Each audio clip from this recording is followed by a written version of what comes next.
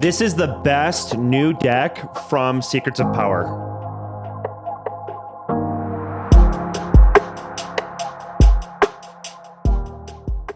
All right, so we're going to jump right into this deck tech. Padme Amidala, what do you have to hide? Tarkin Town is, in my opinion, going to be the best deck from Secrets of Power. I think it's the new Quinlan. I don't think she's broken. I don't think she's unfair, but it's a very, very consistent, very strong deck. And it actually it shores up some things that Quinlan didn't really have. And so what does Padme do? She's a 6 deploy leader, kind of but she's a 3/8, and she's a Naboo Republic official. When you reveal or discard one or more cards from your hand, you may deal 1 damage to a unit. And so it's kind of similar to Quinlan, where Quinlan was a 3/7/5 deploy that whenever you played a unit that costs the same as an opponent unit, you get to ping that unit. What's great about Padme is she can ping anything if you reveal or discard. It's not contingent on the unit that you play. Her flip side is, her leader side is the same as her leader unit side is the same as her leader side. And it's essentially the exact same text, except for it has no restrictions, very similar to Quinlan. And obviously, Tarkin Town is a very ideal base because Tarkin Town lets you deal 3 damage to a non-leader damaged unit, and Padme damages units. And so Tarkin Town really helps you kind of clear the board. So how does this deck stay relevant? How does this deck be the new Quinlan, right? Since Force Throw got banned, Quinlan kind of lost some viability in the meta. It's still a good deck, probably, but I think Padme is just going to be the better version of the deck, and here are a few reasons why. So, of course, we got the Tarkin Town, essential for this deck, enables turn 1 removal, enables late game removal of key plays, allows your deck to stabilize by limiting all units like kind of like Quinlan did in prior sets. So, let's take a look at the deck here. I'll throw the deck in the link down below, but I think that the version I have is probably close to the best version, but there's a couple things I'll talk through at the end of what I would want to take out. But I do have 2 L3s in the deck as an shielded unit, smuggle, because the deck sometimes does run out of cards because you're doing a lot of self-discard to trigger the Padme. And rescuing can be important. There were a lot of capture cards that were printed in this set, and I'm seeing a lot more capture potential in the meta. This could be a sideboard card. You could remove this completely for MIGs. I do think L3 could be MIGs. I don't have MIGs in this deck because MIGs is only good as a turn 1 play if you have the initiative, but we'll get to that later. Another turn 1 play here is Bail Organa. 2/4 stat line. It triggers discard with the on attack, makes tokens which are important to this version of the deck. This deck can just poop out tokens. It is ridiculous. Just like Sabe can do, if you've seen the Sabe deck floating around. And spoiler, spy tokens are likely the first tokens FFG has made that are actually good.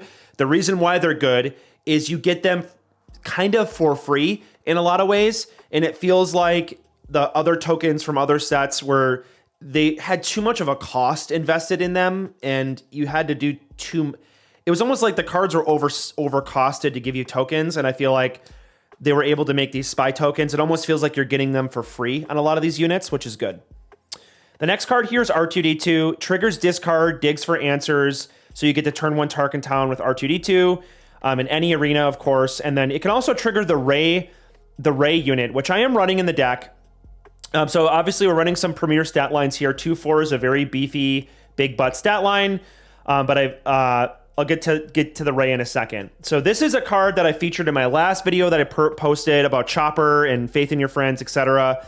This card is crazy. I love this card for a lot of reasons. To recap what I've already shared in prior videos, it triggers Padme. It triggers Ray, the Ray unit from Legend of Power. Oh my gosh. Legends of the Force. Makes two tokens, which is insane, guys. Like, this puts 4 power out on turn 1. You get to ping something. You get to Tarkin Town it. And then you have 4 power. I mean, getting 4 power on turn 1 is very difficult in this game. And this is a 1-card combo in this deck. If this card didn't exist, I probably wouldn't play Padme. You just wouldn't have enough. And this just gives it enough oomph. It also pads the hand size, because when you play Faith in Your Friends, you draw a card. So you're actually not even playing a card. You're not going down in hand size here. And it's good against control because anti-power of the dark side. You can just go super wide. It's very powerful against Cad Bane, soak up Cad pings, etc. Faith in your friends can dig for Rey, and so can R2-D2. And I actually re-recorded this section because I got some clarity from the judge rules question. So thank you so much to the judges in the community. But there's actually a comprehensive rules update that gave some clarity to Rey. So you almost never play this card, right? You're only ever trying to get the free damage pings. And you can often just throw her away to a Marin or to a Bail Organa or an R2-D2 later in the game as a way to dig for other cards. But Rey is really powerful because on turn 1, if you play R2-D2 and you grab Rey and you trigger Padme, you can do 3 damage to a turn 1 play without even using Tarkin Town. Also, she does damage to base, which is kind of nice, and that can be a closer and kind of close certain games out. I'm telling you right now, when you get the Rey turn 1 with a Faith in Your Friends or with a R2-D2, it's so powerful, very tilting, and just kind of tilts the game heavily in your favor. Now, there's an interesting dynamic here with Rey. So if Padme leader is deployed on her leader side, her trigger, her disclose reveal trigger, not disclose, her reveal trigger can happen multiple times in a turn. So if you play R2-D2 and you discard a card, you get a Padme ping. You look at the top 3 cards of your deck and you grab a Rey. Now, the way the game works to prevent cheating for logistics and just part of how to play a card game, when you draw the Rey, you have to show your opponent the Rey to prove, like, I'm not a cheater. This is how the rules are written. Even though the card doesn't say that, you do have to kind of do that. It's just part of the game, guys. Unfortunately, we have to all adhere to these rules to make sure everyone's playing fairly. So you have to show your opponent the Rey. Then you reveal the Rey, you resolve the Rey and deal 2 damage to a base, 2 damage to a unit, and you obtain another Padme ping. Because you are revealing the Rey, it is another revealing trigger, and you can get that after you fully resolve the Rey effect. So Rey actually is pretty nuts with your opponent being fully deployed. A very powerful play. Again, you're almost never playing this card from hand. You can if you want, if you have to on 5R or something like that. But it's really there for that finisher. I've won many games just getting that last bit of damage, and it's such a great tempo play on turn 1 or turn 2 if you're able to dig for her and get it into your hand.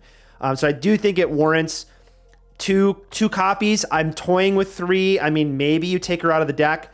Not entirely sure, but she's very powerful. Want to take a moment to say thank you to Heavy Play for sponsoring the channel. I've called them in other videos the MagSafe of TCG accessories. It's a magnetic system, very high quality products. Every time I go to a PQ or a local game store, everyone asks me about these products. Where did I get them? What are they? They're very cool. If you use my link down below in the description or Rebel 10, you can get 10% off when you purchase your Heavy Play products. Woo, those cards are flying around. All right, so now the last turn 1 play here is Warrior of Clan Ordo, 3/3 Mandalorian. On attack, disclose a red card. If you do, deal 2. If you don't, deal 2 damage to your base. So at worst, he does a little bit of self-infliction. At best, he's an automatic pinger. You can just trigger the ping over and over and over. And this is important because this can kill Aura Sing, which is a 1/4. This can kill shielded units like L3 and Secretive Sage and Crafty Smuggler. It can kill 4 power units. It also can ping things in space ongoing to kill them and hits for 3 damage. Just a better version of Sabine unit. Quinlan played Sabine. This deck wants Disclose. You play this instead. Pretty straightforward there. All right, so let's go into turn 2 plays here. We got Anakin Skywalker, Secret Husband. Insane, guys. What the heck? It's a 3/4 hidden with Rey 2 with Padme as your leader with a blaster. This hits for 7 to base. I have won so many games where I just slam Anakin with hidden, so they either have to immediately claim or hope I don't have a blaster in row. And it just forces your opponent in horrible situations because they could have a whole army of units, and you often have no damage on your base until late game because you're so good at removing stuff off the board. The hidden is like, all right, I got to claim because it has hidden, and then it can just hit for 7 to base, or surprise strike that's 8 to base. This is one of the biggest reasons to play Padme, is Anakin is just an insane unit, very pushed. It's good early, it's good late, kills Sabine on flip, card's nuts. All right. Red 5, matchup dependent. This can help control the board. Not always the best play because sometimes it's just kind of meh. It gets eaten up by like Falcons and piloted units. But Against like Hantu Blue, this card's nuts. I could see like a copy going in the sideboard. Again, my numbers are not definitive because they would be dependent on the meta, but I think red 5 does warrant like at least 2 slots somewhere, maybe a full 3 slots. All right, so we got Millennium Falcon. Really good into hard control, late game closer, horrible on turn 2, guys. Card sucks on turn 2. The main reason is you don't have a lot of 3s in the deck you care about, so if you play Falcon on turn 2, you often can't play a 4 card like Ahsoka or Kira or something like that, which we'll get to in a second on what do you want to do on turn 3. But this deck can dig for answers with all those dig cards, and you can always just grab it later. So if you resource one early, you can get the other one later, and it's quite good at just finishing the game out against hard control and other decks that sort of somehow shore up the board. And a Falcon, a surprise strike often wins the game. If you can get them close to lethal, Falcon is there to clean up the board. And that's exactly why I'm running one copy of Cassian, really considering dropping this, but really not great outside of the above points that it's a late game finisher. I don't think you ever play this on 5. I think you play Plo Koon or Poe on 5, but it's there as a one of to help finish games, especially if you just need that last 1 or 2 damage or something like that. This deck can kind of sometimes get stuck, and that's there for that. All right, so the Marin, we got 2 copies of Marin in the deck. Triggers discard, could go to 3. Again, not definitive here, but you're definitely playing Marin. It pings units. It gets a free trigger off of Padme. What more can you ask for? It's a 2/5, and it just triggers discards. Very good. And it's good against like space decks. Like you play Marin, and you can like kill an X2 and an X1 space unit in one go. It's quite good. Also, Marin with like a blaster. That's 1, 2, 3, 4 from the blaster, 2 more from her, and then 1 damage from her ping. It can kill 7 HP leaders. So Marin with a blaster can kill 7 HP leaders. Let me say that again. Marin with a blaster can kill 7 HP leaders, which is quite good and very powerful. All right, so we got the hand hate package, Kira, Ahsoka, Wombo combo. I mean, nothing new here, guys. If you're wondering, I have 2 copies of each. I could see like going to 3 and 2 or something like that if you drop the Cassian or something like that. Not against it. I do think Kira's better because sometimes you want to play Kira to name the card rather than Ahsoka maybe hitting a card. I could see Ahsoka dropping out of the list potentially. I think Kira is actually better in this list than Ahsoka.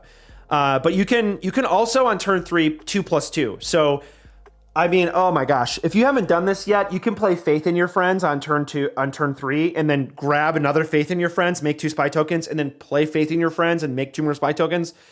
And there are many games where I played all 3 Faith in Your Friends. Turn 1, Faith in Your Friends. Turn 2, Anakin. Turn 3, Faith, and then Faith again. That's 7 units, guys, on turn 3. And you're also not going down in hand size. How does that even make sense? That's crazy. Most decks that are able to achieve that, they're empty-handed. But Faith in Your Friends is replenishing and just getting rid of all of that potential card disadvantage. It's just a very, very good card. And also Faith in Your Friends makes like discard effects trash against you because your hand is always just jam-packed full of cards. All right. And then the turn 4 here, the classic Poe doing Poe things, triggers discard. Poe fits in this deck like a glove with the discard and damage pings. I have him to 2 copies because he doesn't have immediate impact. I could see the 3rd copy in the sideboard for certain matchups. It could be a mistake to only play 2. I'm not sure yet. Plo Koon is a 3 of. Spy tokens equal coordinate. Plo Koon is just a high value unit. 6/6 ambush. I mean, what the heck? Kills everything. Crazy good. Doesn't kill 7 HP leaders, but because it's not Quinlan, but it's still quite good. All right. So then what do we do on turn 5? So this shouldn't say turn 4. Should say turn 5, which is the deploy turn. So this deck essentially plays a bunch of cards, dumps its hand. If you play Faith in Your Friends, you probably have more cards than that. But there's a lot of self-discard going on. So you're just getting rid of a bunch of cards to get spy tokens, etc., or Marin doing pings. So you could end up being only a few cards in your hand. And how do you finish, right? There's no Han Solo in this deck. Those are in the sideboard. How does this deck win? So you essentially play tempo early, right? You deploy units, you get damage on base, you control their board, you slam base, you get their damage up. And the moment you flip Padme, you can play Sudden Ferocity, making her, let's do the math down below. If you play a Blaster and Sudden Ferocity on 6, so Blaster from row and Sudden Ferocity from row, Padme is an 8/8. If you play 2 Sudden Ferocities, she's a 9/8. If you play 2 Blasters, she's a 7/8. Obviously, you'd have to forego one of the Oh, actually, if you do smuggle it, I think it's not a may. You have to attack with blaster. So forget that. But you understand the point I'm trying to make here. Padme get big, Padme get thick, Padme hit base. That's the point here. Padme essentially closes the game out, and I think I do think I probably need 3 sudden ferocities in the deck, because I do personally think double sudden from row is actually a hotshot blaster. And I've explained this to people. They're like, no, it's not. And it's like, yes, it is. Because when you flip your leader, that's 1 action. And when you play hotshot blaster, that's 2 actions. When you flip your leader and get double sudden, that's 1 action. It's all 1 action compression. And then you get to attack. So both play lines are 2 actions.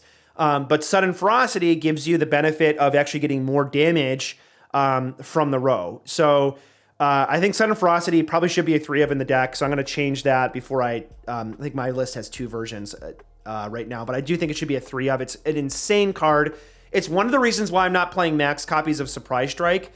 Is Quinlan really needed Hotshot Blaster in Surprise Strike, but this deck has Sudden Ferocity, which is basically a perpetual free blaster-like Surprise Strike over and over and over again if you deploy your leader. And you're not really playing any of these cards, guys. You're not playing Sudden Ferocity on anything but your leader. If you're doing that ever, it's often, slam it on a Falcon and hopefully you got the win con, right? You're almost never playing this on a Falcon or a shielded unit or an Anakin, right? You're almost always playing units, turn 1, turn 2, turn 3, and then into turn 4, and then turn 5, you slam all the upgrades. And that's really how this deck wants to play. All right. So then when we look at the deck tools here, we have Spark of Rebellion to rip hand more. I did have the Disclose version of Spark in here. I forget what it's called. It's a 2-costed yellow card, Disclose yellow. And then if you do, you get to take a unit from them, I believe. And so it's not a guarantee, and that kind of scares me. This deck does kind of have a lot of red cards in it compared to Quinlan. It's got Sudden Ferocity, it's got Marin, it's got, it's obviously got Hotshot Blasters, but it's got a little more red in it than I would like. Obviously, Force Throw's not in here, but Surprise Strikes for finishers, Bamboozles for the nonsense. Also, guys, Bamboozle does trigger a self-discard.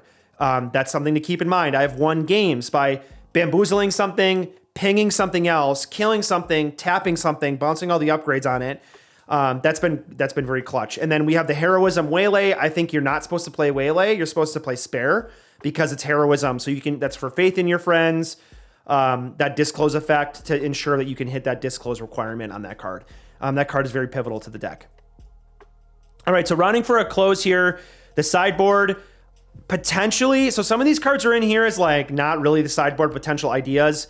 I think Blue Ace belongs in the sideboard. I think Han Solo belongs in the sideboard for the mirror and for grindier matchups.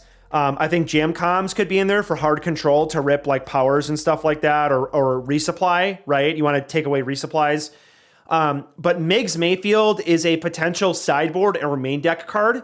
Some people think that Miggs could be in the sideboard, and if you lose a game, then you pull the Miggs in. And if you get Miggs turn 1, you can play it with initiative and then trigger the discard right away with like an R2 or something like that. It's an interesting idea. There's just not enough consistent discard outlets, and it makes me a little nervous. When you pull it off, it's completely nuts. In my opinion, I'd rather play the Rey over Miggs because I think the Rey is a bit safer since you can just resource her and you're not banking on her as a turn 1 play. I might go to 3 copies of Rey. I mean, that is insane, guys, to get the 2. This deck can really get that free 2 damage quite often. I mean, in my team testing, if I play a turn 1 R2 and I grab Rey and I just kill their Pike Sentinel or something like that, it's so much tempo for free. It just feels unfair. Yes, you can still lose from that point, but again, that's an absurd amount of tempo, and you still have Tarkin Town. So again, sideboard's up in the air. Meta's completely undefined right now. Some cards could be swapped. Like maybe Cassian comes out for Miggs. Maybe Cassian comes out for the other copy of Rey. I'm unsure. I'm still testing. But the deck as is that I'll share in the link down below in the description is very good. I think I have like it's Karabast games, but I have like a 95% win rate on Karabast, and against my teammates, I have probably 55% win rate, and I'm still tuning the deck. I don't think it's at a spot yet. And I'm also playing against like Garindins and Bazines. So the deck is quite good. I really like it. And I think it's going to be the best deck out of Secrets of Power. So if you want to continue to follow me and the LXO team that I'm on, we have a Discord link down below where you can actually get updates on this deck and other meta decks that we're working on. We do live streams of gameplay constantly, almost every night. We're talking in there, answering questions, doing sideboard guides, etc. And it's been really, really fun in there. It's just been a really, really great place to play Star Wars Unlimited. So if you want to check that out, click on my Rebel Resource Shop link down below. There's a link to get involved there. There's a free version, but a lot of the Discord stuff is paid. So if you want to get into the Discord, check that out. We'd love to have you. So that being said, if you want to see more of this content, don't forget to like, comment, and subscribe. Let me know what you think about the deck. Am I wrong? Is a deck trash? Is Quinlan better still? Is Padme better? Is Padme insane? I really like it. Try the deck out. It's quite consistent. It has a high skill ceiling, but I love decks that you can grow into. So thanks so much for watching. Peace out.